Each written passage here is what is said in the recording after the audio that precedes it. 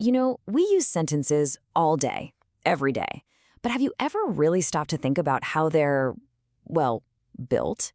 Turns out, underneath the words we see, there's this invisible architecture, a kind of hidden blueprint that shapes everything we understand. We're going to dive right into that blueprint and see how it all works. So, here's the thing. How is it even possible for the exact same string of words to mean two totally opposite things? That's the big mystery we're here to solve today. And this is our main suspect, a perfectly simple 5-word sentence. He found her a doll. Seems pretty straightforward, right? But what does it actually mean? Well, on one hand, it could mean he went out and located a doll for her. But on the other hand, it could mean he thought that she herself was a doll. Two completely different situations cooked up from the exact same words. So how does our brain even begin to figure out which one is right? Okay, to crack this case, we have to put on our detective hats. We're going to look right past the words themselves and start examining the underlying structures, the actual blueprints our language is built on. These patterns, these are the clues that are going to lead us to the truth. So, our investigation kicks off with our very first clue, a fundamental structure we'll call Pattern 7. Think of this as the foundation, the basic blueprint we've got to understand before things start getting more interesting. The formula here is pretty simple. You have a subject that performs an action, that's our transitive verb, and that action lands on a direct object. Now, the easiest way to find the direct object is just to ask what or whom right after the verb. The answer to that question, that's your direct object. It's the thing getting the action. Let's make this real with an example. The girl bought a dress. Okay, the girl is our subject. The action is bought. Bought what? A dress. See? That makes a dress the direct object. It's receiving the action of being bought. Simple enough, right? Subject, verb, object. And here's a neat little trick, a real detective move for spotting a Pattern 7 sentence. You can almost always flip it into what's called the passive voice. The direct object, in this case a dress, jumps to the front and becomes the new subject. A dress was bought by the girl. If you can do that, you're almost certainly looking at this blueprint. Okay, so we've got our basic foundation down. Now let's add another layer to this blueprint. This is Pattern 8, and this is where we introduce a beneficiary, basically someone who benefits from the action. So Pattern 8 adds a new character to the mix, the indirect object.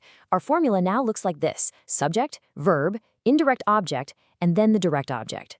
The direct object still answers what, but this new piece, the indirect object, it answers the question for whom or to whom.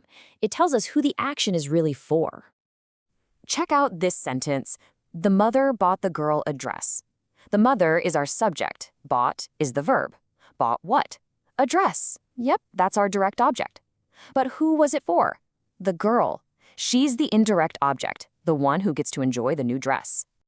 So let's nail down the rules for Pattern 8. First, it's got 2 different objects. Second, the 3 nouns, in our example, mother, girl, and dress, are all pointing to different, separate things. And here's the big giveaway. You can usually rephrase that indirect object using for or to, like the mother bought a dress for the girl. That's a classic Pattern 8 move. All right, detectives, we've got one last piece of evidence to look at before we can solve this whole thing. It's a totally different kind of blueprint called Pattern 9, and its whole job is about renaming or describing something that's already there. Now you got to pay close attention here.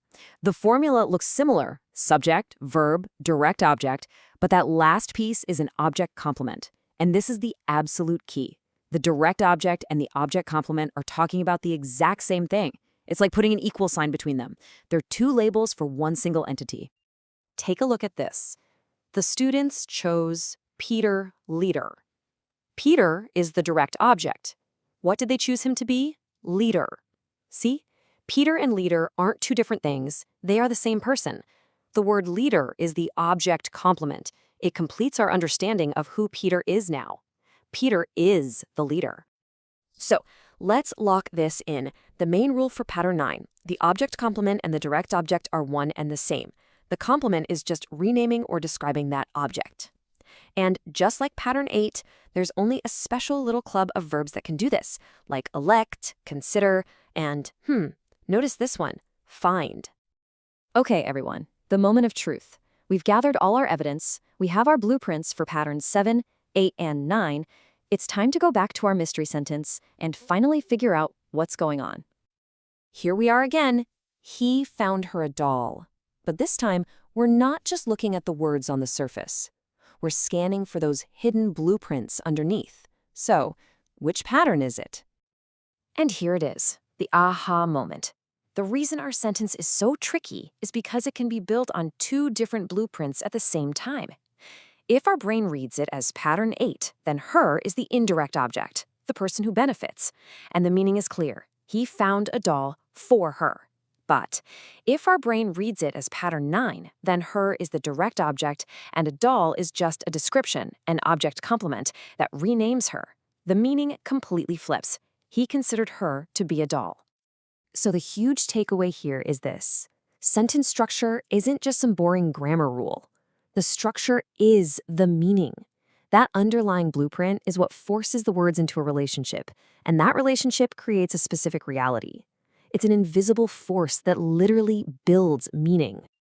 And why does any of this matter? Well, because when you understand this hidden architecture, you become a better communicator. It gives you the power to be incredibly precise when you need to be. And, just as important, it helps you spot when things are confusing or ambiguous in what other people are saying. So, from now on, when you're writing an email or just reading a news headline, look a little closer. Now that you know about these hidden blueprints, what kinds of double meanings might be hiding in plain sight in the sentences you use every single day? You might just be surprised by what you find.